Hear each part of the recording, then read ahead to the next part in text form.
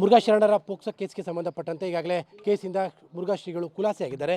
ಈಗ ಇದ್ರ ಬಗ್ಗೆ ಮಾತನಾಡೋದಕ್ಕೆ ಒಡನಾಡಿ ಸೇವಾ ಸಂಸ್ಥೆಯ ಸ್ಟಾನ್ಲಿ ಅವರು ನಮ್ಮ ಜೊತೆ ಇದ್ದಾರೆ. ಸ್ಟಾನ್ಲಿ ಅವರು ನಿರಂತರವಾಗಿ ಈ ಕೇಸನ್ನು ಹೋರಾಟವನ್ನು ಮಾಡಿದಂಥವ್ರು, ಆರಂಭವನ್ನು ಮಾಡಿದಂಥವ್ರು ಸ್ಟಾನ್ಲಿ ಅವರು. ಹೀಗಾಗಿ ಅವರಿಗೆ ನಮ್ಮ ಜೊತೆಲಿದ್ದಾರೆ. ಸರ್, ಆರಂಭದಲ್ಲಿ ಕೇಸಿನ ತೀರ್ಪು ನಿಮಗೆ ಆಘಾತ ತಂದಿದೆಯಾ ಅಥವಾ ಅಚ್ಚರಿ ತಂದಿದೆಯಾ? ಆಘಾತ ತರುವಂಥ ಪ್ರಶ್ನೆ ಇಲ್ಲ, ಅಚ್ಚರಿ ಸ್ವಲ್ಪ ಆಗಿದೆ. ಹಂಗಂತ ನನಗೆ ಈ ಒಂದು ವ್ಯವಸ್ಥೆ ಬಗ್ಗೆ ಸರಿಯಾದ ಮಾಹಿತಿ ಇಲ್ಲ, ಚಿತ್ರಣ ಇಲ್ಲ ಅಂತಲ್ಲ. ಇಲ್ಲಿ ನ್ಯಾಯ ಒದಗಿಸುವುದು ಒಂದು ಕಷ್ಟ ಸಾಧ್ಯವಾದಂಥದ್ದೇ. ನಾವು ನ್ಯಾಯದ ಹಿಂದೆ ಓಡಲೇಬೇಕಾಗ್ತದೆ, ಪ್ರಾಮಾಣಿಕವಾಗಿ ಅದರ ಕದವನ್ನು ತಟ್ಟಲೇಬೇಕಾಗ್ತದೆ.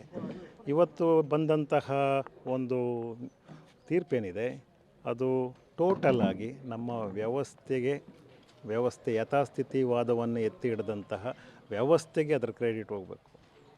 ಅದರಲ್ಲಿ ಎಲ್ಲರೂ ಇದ್ದಾರೆ, ಯಾರ್ಯಾರು ವಾದ ಮಾಡಿರ್ತಾರೆ, ಒಳ್ಳೆಯ ವಕೀಲರುಗಳು, ಅವ್ರ ಪರವಾಗಿ ಕ್ರಿಮಿನಲ್ ಲಾಯರ್ಸ್, ಬುದ್ಧಿವಂತಿಕೆಗೆ ಇವತ್ತು ಸಿಕ್ಕಿರುವಂತಹ ಒಂದು ತೀರ್ಪಿದು. ಆದರೆ ನ್ಯಾಯ ಮಕ್ಕಳ ಪರವಾಗಿ ಇರಬೇಕಾಗಿತ್ತು. ಅನ್ಫಾರ್ಚುನೇಟ್. ಎಲ್ಲಿ ತಪ್ಪಾಯಿತು ಅಂದರೆ ನ್ಯಾಯ ಸಿಗದೇ ಇರುವಂಥ, ಈಗ ನೀವು ಹೇಳ್ತಾರೆ ನ್ಯಾಯ ಸಿಗದೇ ಇರುವಂಥ ವಿಚಾರದಲ್ಲಿ ಎಲ್ಲಿ ತಪ್ಪುಗಳಾಗಿದ್ದಾವೆ ಅಂತ?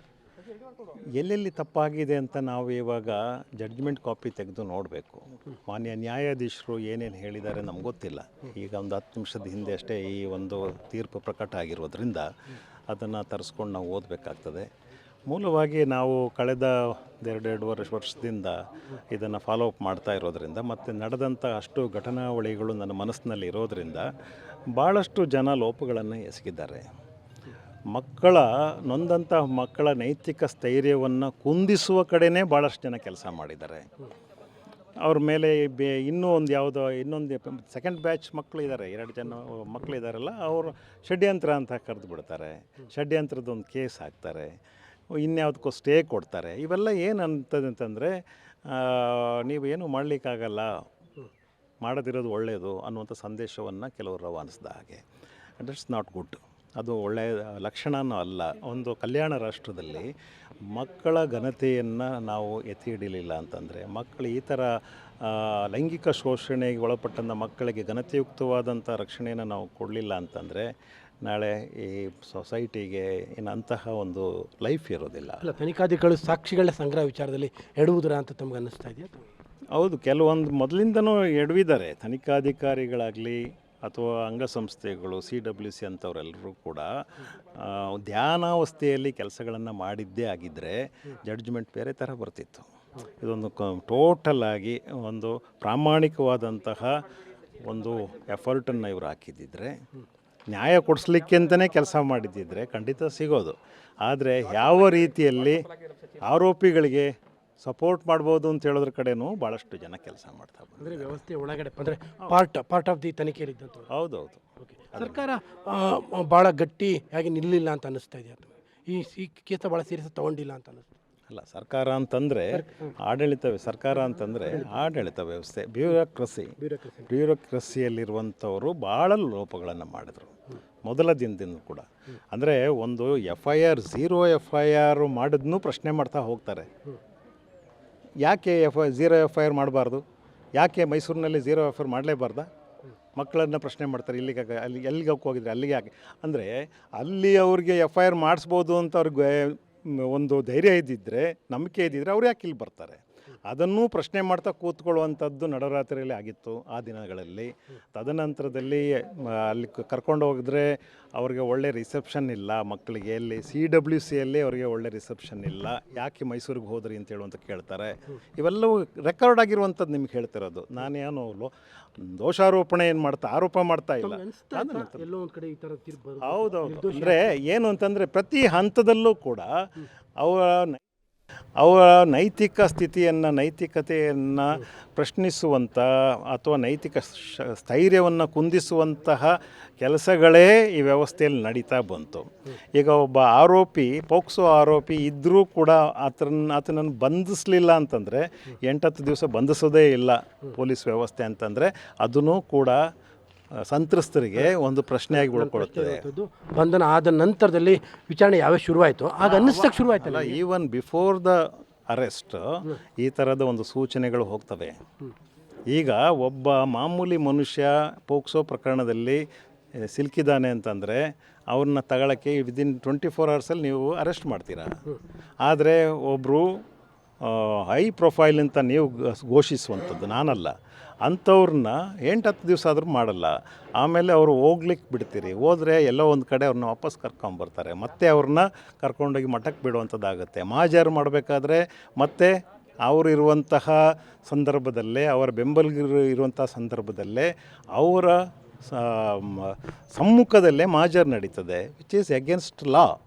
ಈಗ ಮುಂದಿನ ಹೋರಾಟ ಅಂತ ಏನಿರುತ್ತೆ? ಮುಂದಿನ ಹೋರಾಟ ಕೋರ್ಟ್ನಲ್ಲಿ ನಾವು ಕೇಳಲೇಬೇಕು, ನಾವು ಮಕ್ಕಳ ಪರವಾಗಿ ನಿಲ್ಲಲೇಬೇಕು, ಅದನ್ನು ಮುಂದುವರಿಸ್ತೇವೆ. ನೀವು ನಿಲ್ತಿರೋ ಸರ್ಕಾರ ಇದರ ಹೊಣೆಗಾರಿಕೆ ಸರ್ಕಾರದ್ದು. ಯಾಕೆಂತಂದರೆ ಇದು ಸರ್ಕಾರದ್ದೇ ಕೇಸ್ ಅಲ್ವಾ.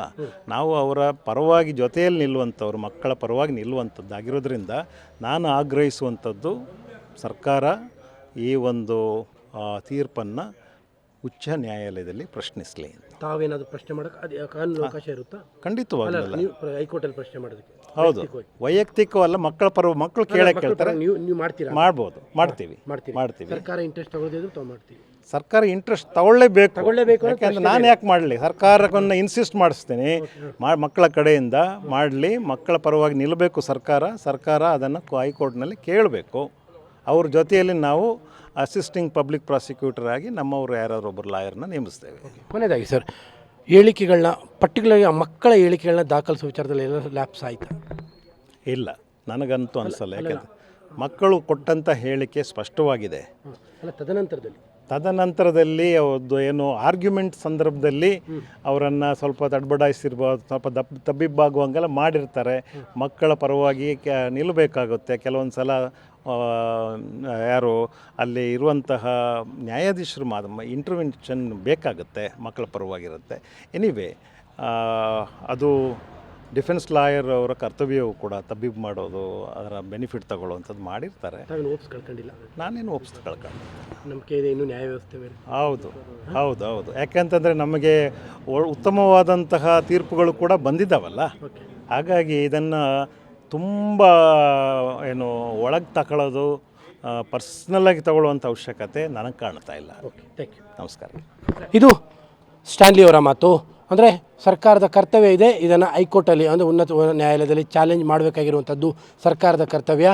ಎಲ್ಲ ಹಂತಗಳಲ್ಲೂ ಕೂಡ ಕೆಲವೊಂದಿಷ್ಟು ಮಿಸ್ಟೇಕ್ಸ್ಗಳು ಆಗಿತ್ತು. ಹಾಗಾಗಿ ನಮಗೆ ಅವತ್ತೇ ಈ ಥರದೊಂದು ತೀರ್ಪು ಬರುವಂಥ ಸೂಚನೆಗಳು ಕಾಣ್ತಾ ಇತ್ತು ಅನ್ನುವಂಥದ್ದು ಅವರ ಮಾತು. ಕ್ಯಾಮ್ರಾ ಪರ್ಸನ್ ಕಾರ್ತಿಕ್ ಜೊತೆ KP Nagaraj, public TV, Mysuru. So ಆ ರೀತಿಯಾದಂಥ ಅನುಮಾನಗಳೇ ಇದ್ದರೆ ಅವರ ಮೇಲೆ ಒಂದು ಕೇಸ್ ಹಾಕ್ಬಿಡ್ಬೋದು.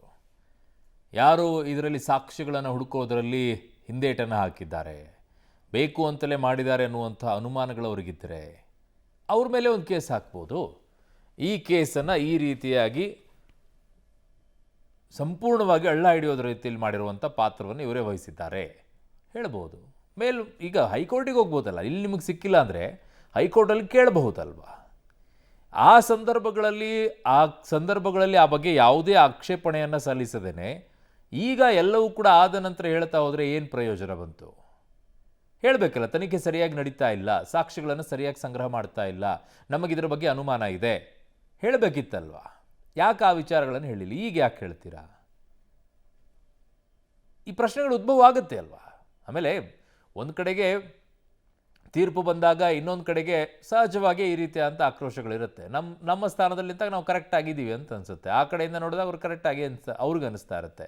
ಹಾಗಾಗಿ ಎಲ್ಲವನ್ನ ನೋಡಿ ನ್ಯಾಯಾಧೀಶರು ಆಮೇಲೆ ತೀರ್ಪನ್ನು ಕೊಡ್ತಾರೆ. ಅವ್ರ ಮುಂದೆ ಏನು ಸಾಕ್ಷಿಗಳಿರುತ್ತೆ ಅದರ ಆಧಾರದ ಮೇಲೆ ಅವರು ತೀರ್ಪನ್ನು ಕೊಡ್ತಾರೆ.